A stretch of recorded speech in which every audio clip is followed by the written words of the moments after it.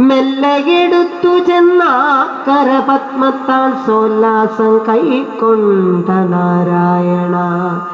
ഏറ്റം മഹാബല വീരരാം മന്നവരേറ്റം പണിപ്പെട്ടു തോറ്റൊളിച്ചാൽ ഉറ്റമാമില്ലൊടിച്ചത്ര വിചിത്രമായി തെറ്റന്നനാകുലം നാരായണ. വിൽമുറിഞ്ഞൊച്ച കേട്ടിട്ടു ദിക്കും വിറച്ചൊട്ടേറെ രാജാക്കളും ഭയന്നു. മൈഥിലിക്കുള്ളം നിറഞ്ഞുള്ളൊരാനന്ദ ബാഷ്പം ചൊരിഞ്ഞപ്പോൾ നാരായണ.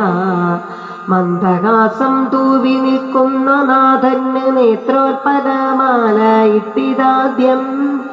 പിന്നെ അങ്ങർപ്പിച്ചു വരണമാല്യം കരപത്മത്താൽ ശ്രീദേവി നാരായണ.